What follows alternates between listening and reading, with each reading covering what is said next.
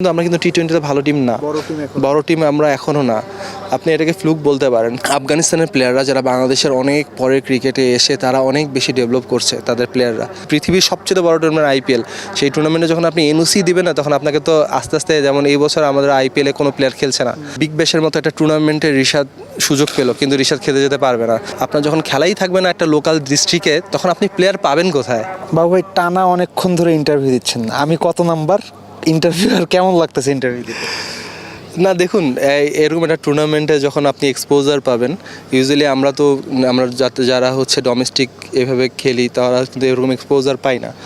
তাই এটা তো অবশ্যই আনন্দের ব্যাপার একটা, বলতেই পারেন যে রেগুলার আমরা হচ্ছে এখন একটা টুর্নামেন্টের মাধ্যমে যেটা লাইভ টেলিকাস্ট হচ্ছে, সব প্লেয়াররা আমরা এক্সপোজার পাচ্ছি, এটা ভালো লাগার বিষয়। যেমনটা বললেন যে ডোমেস্টিকের প্লেয়াররা এক্সপোজার পায় না, এটা ডিনাই করার কোনো উপায় নাই, আসলেই পায় না। কিন্তু সামন লাইক ইউ, যিনি বছরের পর বছর পারফর্ম করছেন, 2010-এ যখন এনসিএল টি-20 হয়েছিল আরেকবার, তখনও সম্ভবত আপনি খেলেছিলেন। সো বছরের পর বছর পারফর্ম করছেন, এরপরও মানুষজন আপনাকে নিয়ে কথা বলে না, মিডিয়ায় খুব বেশি কথা হয় না। একটু ক্ষোভ জন্মায় কিনা দর্শক, মিডিয়া, সবার জন্য, যে আমি পারফর্ম করছি, আমাকেও একটু দেখো, আমাকে নিয়েও কথা বলো? না, খুব আসলে বলা যাবে না, কিছুটা খারাপ লাগা বলতে পারেন, যে হয়তো আমরা যেরকম পারফর্ম করি ডোমেস্টিকে, লাইভ টেলিকাস্ট হয় না, আর জাতীয় দলের প্লেয়ারদেরকে নিয়ে যেরকমটা হাইপ ক্রিয়েট হয়, সেরকম ডোমেস্টিক প্লেয়ার আমাদের কোনো প্লেয়ারদেরকে নিয়ে হয় না। হয়তো বা হাইপ ক্রিয়েট হয়, নতুন কোনো একটা ছেলে আসলো, দর্শনীয় কিছু ছয় মারলো, তাদেরকে নিয়ে যারা আসলো, 2-3টা উইকেট পাইলো, নতুন একটা ছেলে, আন্ডার-19-এর ছেলেরা যেরকম মানে লাইম লাস্টে এই মুহূর্তে যারা চলে আসে, আমরা যারা অনেক দিন ধরে কন্টিনিউ খেলছি, তাদের কিন্তু এরকম আলোচনা হয় না, সবসময় আমরা আলোচনা বাইরে চলে যাই। সেক্ষেত্রে এই টুর্নামেন্টটাতে আপনি ভালো খেলছেন, আপনাকে নিয়ে কথা হচ্ছে, এবং মনে হয় কিনা আপনার এই ধরনের টুর্নামেন্ট যদি আরও আগে শুরু হতো, তাহলে আপনার মতো একজন প্লেয়ার, যিনি টি-20-র জন্য পারফেক্ট প্যাকেজ, আপনার ক্যারিয়ারটা একটু অন্যভাবে শেপ হতে পারতো, বা এই ধরনের টুর্নামেন্ট শুরু হলে আরও অনেক প্লেয়ার বের হয়ে আসতো যদি আগে টুর্নামেন্টটা আসতো? হ্যাঁ, অবশ্যই, এটা অস্বীকার করার কিছু নাই।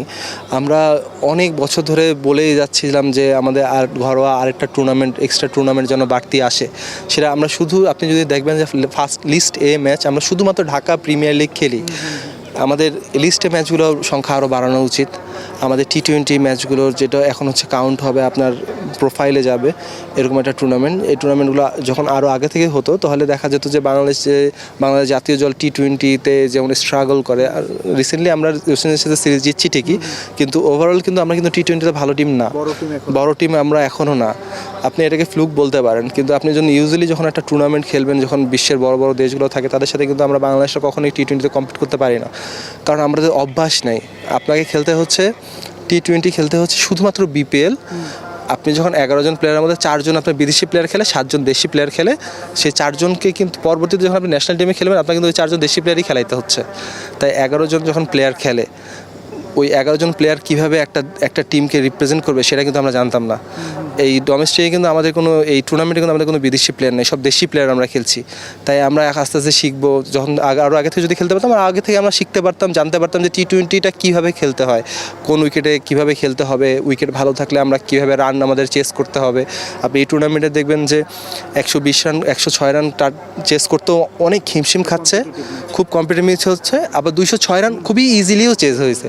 যে এইরকম ধরনের ম্যাচ প্লেয়াররা যখন রেগুলার খেলতে থাকবে, তখন কিন্তু আস্তে আস্তে প্লেয়াররা ক্রিয়েট হতে শুরু করবে।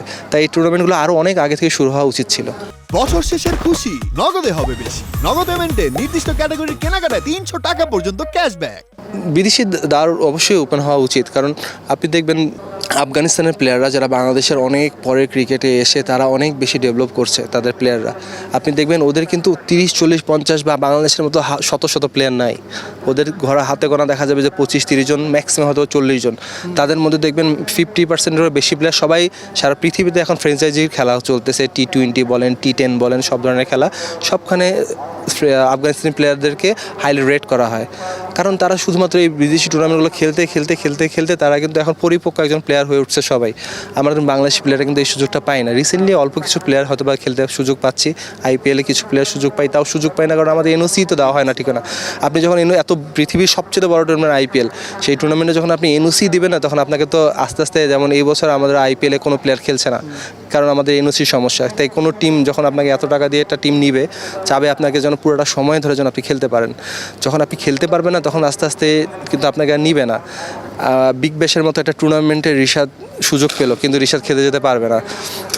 তাই এগুলো হতাশাজনক। এই জিনিসগুলো চেঞ্জ হওয়া উচিত। দেশের বাহিরের ফ্র্যাঞ্চাইজি টুর্নামেন্টগুলো যখন একটা প্লেয়ার খেলতে যাবে বাংলাদেশ থেকে, বাংলাদেশেরই তো ভালো, এবং যে প্লেয়ারটা খেলতে যাবে সে তো নতুন কিছু শিখে আসবে, নতুন কিছু জেনে আসবে। হুনোস রিশাদ ওখান বিগ ব্যাশ থেকে আসার পরে ওর খেলা আরও বেশি ইমপ্রুভ করতো না? হুনোস সবাই অবশ্যই ইমপ্রুভ করতো, কারণ অস্ট্রেলিয়া, ইংল্যান্ড, আপনি এগুলো জায়গায় খেলে আপনার খেলা অবশ্যই ডেভেলপ হবে, কখনো নিচে নামবে না।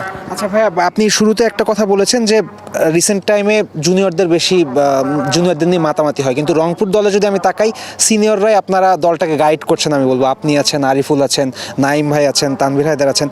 রংপুর আপনারা নিজেদের কীভাবে মোটিভেট করছেন? এবং রংপুর কিন্তু খাতা কলমে খুব তারকা সমৃদ্ধ দল না, এরপরও first team to step in the finals. রংপুরের মূল শক্তিটা কি? এটাই মূল শক্তি বলতে পারেন, যে আমরা মিক্সড টিম। আমাদের যারা জুনিয়র প্লেয়ার আছে তারাও টিমের জন্য সব প্রতিনিয়ত চাচ্ছে যেন ভালো কোনো কিছু করি।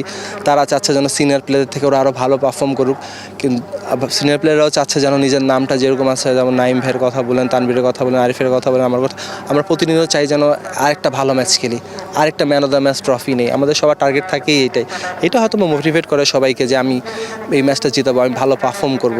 আর কম্বাইন একটা টিম আমাদের, আপনি দেখবেন আমরা যখন কি অনেক আমাদের বোলিং অপশন অনেক থাকে, ব্যাটিং অপশন থাকে, আমাদের ফিল্ডিংয়ে আমাদের টিম ভালো ফিল্ডিং করছি, আমরা সব কম্বাইন মিলিয়ে আমরা ভালো পারফর্ম করছি।